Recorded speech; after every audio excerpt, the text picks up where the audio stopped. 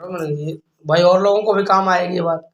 सच बताएं कि बहुत ऐसी चीजें जो भगवान जी यहाँ बैठने पर हम लोगों को भेजता है, ये रट करके हम लोग नहीं सुनाते हैं। यहाँ ऐसी चीजें भगवान जी हमको भी जानने समझने को मिलती हैं जो हमको ही पता नहीं होती। सत्संग करो नहीं जाए, सत्संग होता है। सत्संग कोई जो कर रहा है वो सत्संग है ही नहीं है, जो होता है वो सत्संग है। जो भगवान की तरफ से आती है जो चीज और वो निकलती है तो वो क्या कहलाता है? सत्संग। और जो करने के भाव से जो कही जा रही है वो क्या है?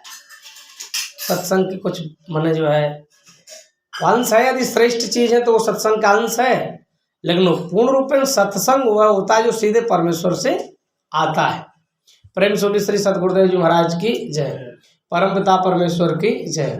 आनंद कंद लीलाधारी प्रभु श्री सच्चिदानंद रूप सदानंद भगवान की जय। तो वो जो बात चल रही थी, ऋतेन ज्ञानान मुक्ति ही, यानी बिना सत्य के जानकारी के बगैर मुक्ति नहीं मिल सकती। तो वो सत्य क्या है जिसकी जानकारी के बगैर मुक्ति नहीं मिल सकती? उस सत्य को जानने के लिए भी एक ऋतु होती है। ऋतु को जानने के लिए भी एक ऋतु है। जैसे सृष्टि में जो है 6 ऋतु है, 6 ऋतु है, उसी प्रकार से संपूर्ण सृष्टि में 6 प्रकार के मय हैं। और उन 6 प्रकार के मयों को उन 6 प्रकार की स्थिति में, उनके मौसमों में आप जब जाओगे तो वहां उस परिस्थिति में, उस स्थिति में ही जाकर के हम उन 6 प्रकार के मयों को जान देख सकते हैं। जैसे जो प्रकार की जो मौसम है उस मौसम में उस चीज को आप लोग प्राप्त कर सकते हैं। इसी प्रकार से जिस परिस्थिति, जिस स्थिति में आप ये 6 प्रकार की जो स्थिति है उनको उन स्थितियों में ही जाकर के आप हम लोग जान देख सकते हैं। और इन संपूर्ण को एक साथ में देखने की 4 ऋतु हैं। सत्य को जानने की, सत्य को संपूर्ण रूप से एक साथ में जानने का ऋतु 4 आती है।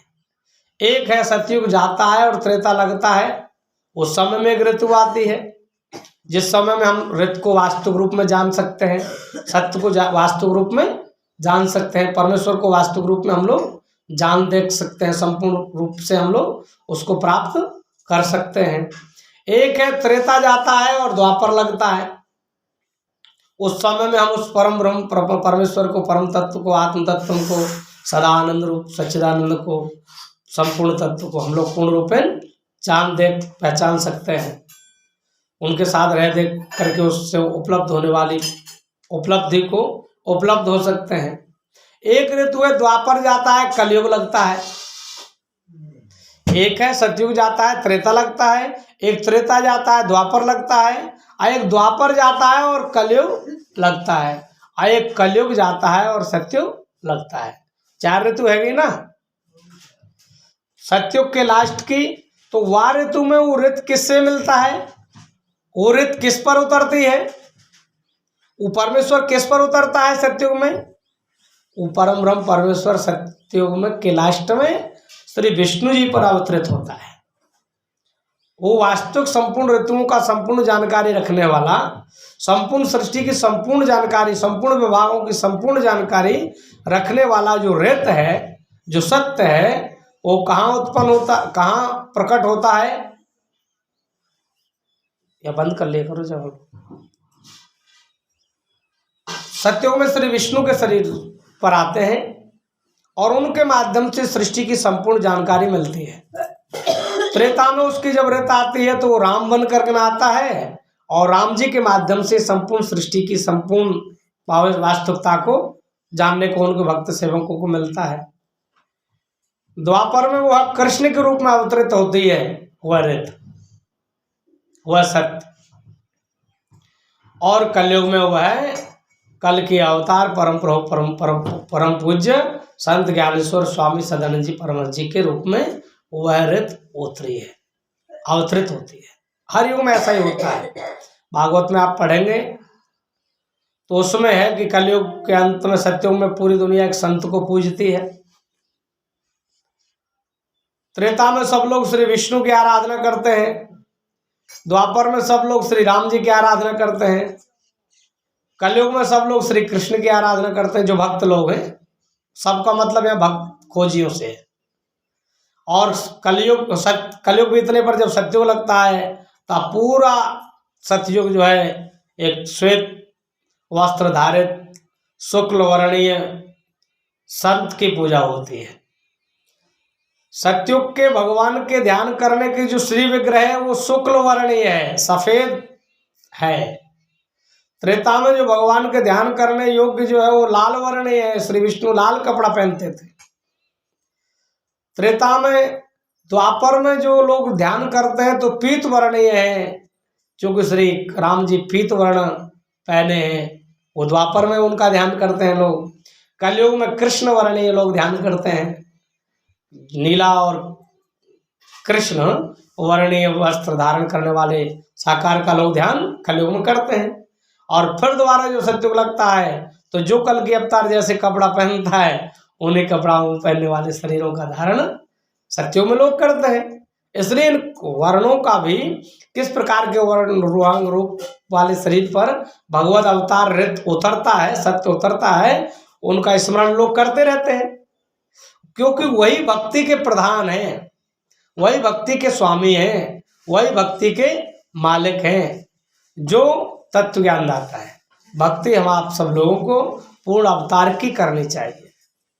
पूर्ण अवतार की ही पत्नी भक्ति है, भक्ति किसी दूसरे की पत्नी नहीं हो सकती। जिस शरीर पर भगवान उतर आएगा उसी की पत्नी लक्ष्मी और उसी की पत्नी ये भक्ति कहलाएगी।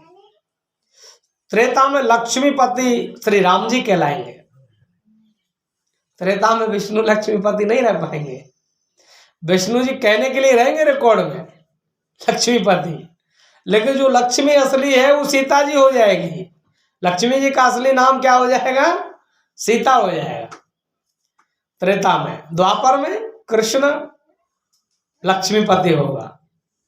प्रेम से बोले श्री सदगुरुदेव जी महाराज की जय, परम पिता परमेश्वर की जय। कलयुग में सदानंद श्रीनिवास सदानंदो विश्वमूर्ति महाप्रभु सहस्त्राक्ष सहस्त्रपात सहस्त्र शीर्षापुर कहा। प्रेम से बोले श्री सदगुरुदेव जी महाराज की जय, परम पिता परमेश्वर की जय। भगवान जो है उस शरीर के साथ शब्द लगता है जिस शरीर पर ये 6 चीज एक साथ उतरिया। कौन कौन सी है वो 6 चीज? इन 6 मौसम की, इन 6 ऋतुन की और 6 ऐश्वर्यों को जो जानने समझने वाला है, अपने में समेट लेने वाला है, वो सिमट करके अपनी जगह पर स्थित होने वाला, चाहे मानवीय रूप में प्रकट होने वाला तत्व क्या कहलाता है? भगवत तत्व। भगवत तत्व भगवान, जिसके पास 6 ऐश्वर्य हो। 6 ऐश्वर्य माने भैया ज्ञान, वैराग्य, ज्ञान वैराग्य, लक्ष्मी, बल, तेज, यश। ये 6 एक संग जा शरीर पे आ जाएं, गौर करिएगा। प्रेम सोनी श्री सदगुरुदेव जी महाराज की जय, परम पिता परमेश्वर की जय, आनंद कंद लीलाधारी प्रभु श्री सच्चिदानंद रूप सदानंद भगवान की जय। ये 6 शब्दों का क्षमता, शक्ति, पावर, ये 6 ऐश्वर्य अपनी क्षमता के साथ जिस शरीर में प्रकट हो जाए वो शरीर किसका कहलाता है? भगवान का। क्योंकि भगवान इन 6 ऐश्वर्यों से युक्त कहलाता है। अब पहले शब्द को लीजिए ज्ञान। पहले शब्द को लीजिए ज्ञान माने जानकारी। ज्ञान माने जानकारी, काय की जानकारी? सृष्टि की संपूर्ण जानकारी, सबकी वास्तविकता की जानकारी, सबकी यथावत स्थिति, सर्वज्ञता वाली व्यवस्था जिसके पास में है, जो सबकी वास्तविकता जानता है, जो सर्वज्ञ है, सर्वज्ञ माने संसार भी जानता देखता है, संसार की उत्पत्ति स्थिति विलीन करण भी जानता है, शरीर की भी उत्पत्ति स्थिति विलीन करण जानता है, शरीर में और संसार में अंतर क्या है इसकी भी वास्तविकता को जानते हैं। शरीर में और जीव में क्या अंतर है, जीव की उत्पत्ति स्थिति विलीन करण को भी जानता है और अपने भक्तों को जीव भी दिखाता है। हाँ, और जीव को जो श्वास के द्वारा शक्ति चला रही है जीवनी शक्ति, आत्म ईश्वर ब्रह्म शक्ति, इसको भी जानता देखता है और दिखाता है जो। और ये जहाँ से आ रहा है वो परम शक्ति परम ब्रह्म परमेश्वर परमात्मा, उसको भी जो जानता है और जनाता दिखाता है, वही है ही है वो, वही है ही है वो। यानी परमाणु से लेकर के परमात्मा तक का विराट दर्शन कराने वाला कौन कहलाता है? इस ज्ञान का नाम क्या है? तत्व ज्ञान। और इस तत्व ज्ञान को जो देवे का नाम क्या है? भगवान। भगवान की मेन पहचान, पहला गुण, पहला लक्षण केवल तत्व ज्ञान है। मौसम भैया प्रेम सूर्य श्री सदगुरुदेव जी महाराज की जय, परम पिता परमेश्वर की जय, आनंद कंद लीलाधारी प्रभु श्री सच्चिदानंद रूप सदानंद भगवान की जय। बहुत अच्छा प्रकरण चल रहा है, थोड़ा गौर से सुनेंगे। भगवान का मेन जो प्रकरण है वो ज्ञान से समझ में आता है और ज्ञान सत्संग में समझ में आता है। और मूल सत्संग जो है भगवान के ही द्वारा होता है, और तो उनकी बातें ने हम लोग आप लोगों को सुना रहे हैं। प्रेम सूर्य श्री परमपिता परमेश्वर की जय, आनंद कंद लीलाधारी प्रभु श्री सच्चिदानंद रूप सदानंद भगवान की जय। तो ज्ञान, वैराग्य माने संपूर्ण सृष्टि के संपूर्ण चीजों को भोगते हुए इसमें कोई आसक्ति नहीं, ब्रह्मलोक तक के भोगों का भी त्याग, कोई चीज में कोई आसक्ति, कोई लगाव नहीं, सब कुछ करते हुए सब कुछ अकर्ता, वैराग्य है उस स्थिति में रहने वाला। ये केवल भगवान की क्षमता है कि सब कुछ करते हुए सब कुछ होने के बावजूद भी कोई चीज में आसक्ति रहा, उसमें अपने लिए कुछ नहीं करना है, वो कुछ नहीं करते अपने लिए, सब कुछ अपने भक्तों के लिए करते हैं। प्रेम सूर्य श्री सदगुरुदेव जी महाराज की जय। वैराग्य बल, जो कोई जिस स्थिति से उनसे टकराए उसमें श्रेष्ठ बल, हर बलों में सब बलों से युक्त, और तेज उनका शरीर दिव्य होता है,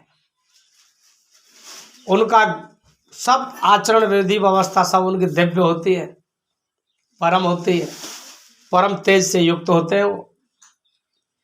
बल तेज यश, उनको कोई अपमान करे अपयश करे, वो अपयश में भी उनकी यश ही छा जाए, उनको वो अपयश ही जावखत तो लोग उनको अपयश तो लगे, लेकिन वो अपयश जो कोई करे वो अपयश में भी उनको यश छा जाए। दुनिया वाला कोई अपयश का करेगो, ही ना अपयश करेगो, अरे वो भगवान बनता है, भगवान जब आता है तो उनके लिए एक ही शब्द बड्डो अपयश रे कि फलानो भगवान बन रहा है, अजीवात्मा विराट दिखावे की बात कर रहा है, ये शब्द बड्डो अपयश है दुनिया को। दुनिया तो ये अपयश माने ना, क्या भगवान बन रहे हो बुरी बात है, अजीवात्मा विराट अलग अलग बता रहे हो और दिखावे की बात कर रहे हो, अहंकार ये अपयश फैलावे भगवान को लोग जब भी भगवान आवे धरती पर जब, लेकिन ये अपयश भी फैलते फैलते पूरी दुनिया के मूड में बैठ जाए और यश रूप में तब्दील है जाए, संपूर्ण यश का मालिक है जाए। प्रेम सूर्य श्री परमपिता परमेश्वर की जय। यश और लक्ष्मी के लिए कटोरा नहीं मांगता, श्रेय लक्ष्मी के लिए कभी विष्णु जी ने कटोरा नहीं मंगाए, रसीद गड्डी नहीं छपवाई, राम जी ने कहीं अपने चेला चेलिन पर उगाई नहीं उगवाई, और मतलब रसीद गड्डी नहीं छपवाई, कृष्ण जी ने अपने चेला शिष्य अनुयायियों से कोई रसीद गड्डी वगैरह नहीं छपवाई, समाज पर आश्रित होकर के धन संपत्ति इकट्ठा नहीं करे। ऐसी विधि बाबा आचरण लक्षण गुण उपलब्धि से हो भविष्य